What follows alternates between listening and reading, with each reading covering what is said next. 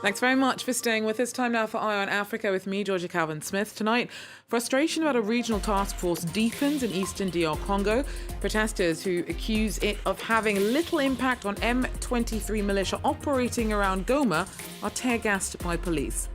Also, a new international peacemaking covenant is launched with the hopes of setting out more tools and know-how the country is trying to find a way out of conflict. We hear from the Principles for Peace Executive Director about what support the project might offer Africa.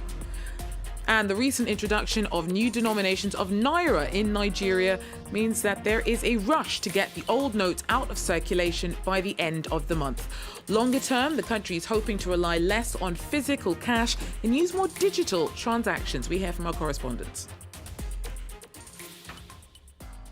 But first, protesters in the eastern Congolese city of Goma were tear-gassed by police on Wednesday as crowds took to the streets accusing a regional task force of doing little to tackle militant groups operating in the country. M23 fighters had agreed to pull back from occupied territory last November, but frustrated locals say that the deal hasn't been enforced. The militia have long terrorized communities and frustration is deepening. Laurent Berstecker has more. As they headed towards the Goma town hall to voice their grievances, protesters were stopped by security forces who started firing tear gas to disperse the crowd. Police also confronted journalists covering the march, which had been banned by local authorities. A show of force which only fueled further outrage among protesters. The Constitution says we are allowed to protest, but now we are told we cannot protest against the presence of Kenyan forces who act like tourists in Goma instead of fighting on the front lines. Over 100 people had rallied in Goma to denounce the presence of the East African force in the DRC. The contingent of more than 1,000 Kenyan and Burundian soldiers was deployed to the country's east in order to help fight the M23 insurrection. But so far, these foreign troops have largely steered clear of combat. Many locals are now calling on the soldiers to start actively fighting the M23. We are sick and tired of watching this useless East African contingent behave like simple observers. Kenyan forces said in December the M23 had begun withdrawing from several cities north of Goma. But a month later, fighting still rages around the regional capital, and several sources say the rebels remain in the area. Well, from DR Congo to Ethiopia, Cameroon, South Sudan, Burkina Faso, the list goes on. Africa is facing more than 30 conflicts. Globally, conflict is on the rise, affecting at least 2 billion people, devastating communities and societies. Some conflicts are state-based, some are communal, all are devastating, sometimes in terms of cost to life, always with regards to economic prospects and social cohesion. Too often, when peace negotiations start, the process itself is fragile and short-lived.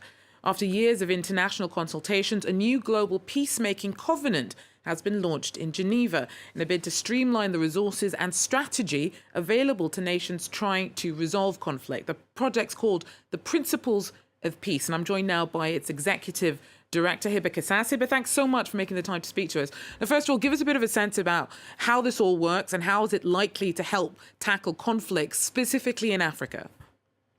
Well, thank you very much, and it's a real pleasure to join you today. As you know, we are living one of the most conflict-ridden moments in modern history. We have over 50 countries today in the world that are facing some kind of conflict, and over 2 billion people are experiencing that. And clearly something is not working when we look at the statistics, especially that peace processes tend to fail after 7 years. And in many cases, we see the same level of frustrations that we've just saw in your report amongst populations in many parts of the world, and including in many parts of Africa, around what peace is delivering and what is not delivering. And we find that these processes lose their legitimacy, are seen as too top-down, too exclusive, and at the same time, they're not addressing some of the core conflict drivers, some of the tangible things that communities look for in terms of economic opportunities, justice, social cohesion, social peace. So what we've been trying to do with this Principles for Peace process over the past 2 years is come up with a frame of reference, a guiding frame of reference. And this is what the Peacemaking Covenant offers. It offers a new forward and a practical framework that hopefully can move all the actors who are involved in the peacemaking space, whether we're talking about mediators, government, civil society actors, armed actors, to move towards an approach that is more legitimate, that has bigger chances of success, because it will deliver on some of the key foundations for sustainable peace.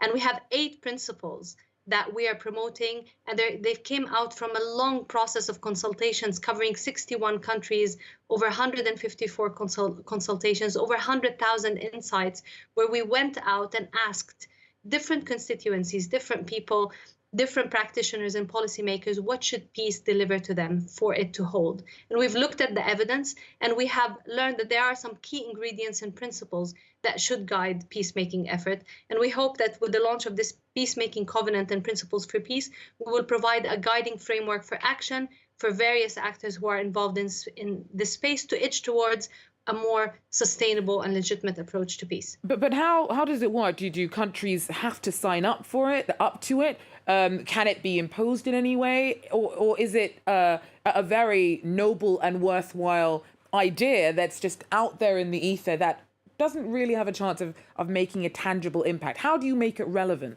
to conflicts like we see in DR Congo? Absolutely. We've just launched the Covenant today after this extensive process of consultations, and now the real work starts. We are working with different governments, with different constituencies in space, including the peace building organization, the mediation organizations, really to push for the uptake of these principles. So our ambition is that different countries and different actors who are influential in this space will take these up. And there are different avenues where we're trying to do this. And today in our launch, we've launched with these principles so they don't end up as a report gathering dust on a shelf or too ambitious principles that don't take legs, but actually today we've launched with it a follow-up mechanism that will work with the different actors in the space, with different governments, with the multilateral system, with the UN, with other entities at international, regional, and global level, to put enough emphasis behind them and develop concrete roadmaps so we see these taken up and inform processes like the processes that are happening in DRC today and happening in many other parts of the world. And just very quickly, what do you define as conflict? You have the spread of insurgent-led conflicts in countries like Nigeria. You have kind of more civil-based conflicts in Ethiopia, South Sudan. So, what exactly are the criteria for the kind of disruption that you're looking to try and help people and countries find a way out of? We look at conflict when we see two sides or more, where nations or non-state armed groups recourse to armed violence against each other. But also, we don't look at peace as only as the absence of violence, because that's a very narrow definition, and that's something that came very strongly from the different global consultations. It's more than the absence of violence. We're looking at peace as an environment that is free from conflict and insecurity, that the rights of people are respected, their dignity protected, and freedom of expression, association, and belief is respected. So it's not enough to have a cessation of hostilities to say that we've reached a peace in a country. There needs to be implementation of peace agreements. There needs to be a process of transition towards to address some of the key drivers of the conflict for us to see that we've achieved the process. Thank you so much. Hiba Qasas there, the Executive Director of Principles of Peace, speaking to us. Now, since mid-December, new Naira notes have been in circulation in Nigeria. The central bank has set a deadline for the end of January for the old ones to be permanently deposited in banks. In the long term, the country is also hoping to move towards a more cashless society using more e-banking and mobile transfers. Our correspondents have more. Ahmed's customers in Lagos are racing to deposit old banknotes into their accounts. New notes were launched last December, and the old soon won't be accepted. Ahmed's community finance business is booming, but he fears that won't last. Government is saying they want to start promoting people not moving around with cash, people not collecting cash. They just want a cashless policy, cashless economy. They want people to make transfer and all that. It's going to affect us. I will be sincere, it's going to affect us in a very bad way. There are about 600,000 financial agents like Ahmed across Nigeria. The central bank is relying on them and commercial banks to help absorb the remaining old denominations before the cutoff date. These banking agents have received training to facilitate the circulation of the new notes. But their priority is to encourage customers to use less cash. All banks are prepared for this, and that is why when people are saying, oh, the time frame is too short and what have you, I don't see that, and we don't see that within the industry, because there is enough mechanism, there is enough process, there is enough tools that have been put in place to solidify the CBN policy and position around the digital adoption. This ex-military man runs a security company. For more than a decade, he has worked as a negotiator on kidnapping cases. He says criminal networks with stocks of old Naira notes have already adapted. The kidnappers are usually aware on how quick, how soon you can access funds. They are aware of this process now. Why? Because so many of their funds caught up, they have agents now that are approaching the banks to change it to the new Naira notes. Nigerians have until 30th of January to deposit their old Naira. After this date, these notes will no longer be legal and no longer accepted for any transaction.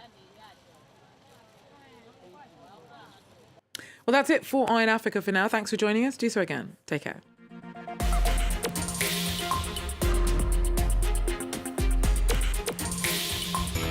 200 years ago, a unique country was born, Liberia. It was founded to welcome emancipated American slaves, a dream that rapidly turned into a nightmare. When they came to this place, they used a gun to subdue the natives to really surrender the land. Followed a battle for domination, civil war, corruption, and massacres. It is the result of not only the war, but the result of social inequities that created conditions for war. What is the situation today? Our teams went to find out. Watch Liberia Revisited on France 24 and France24.com.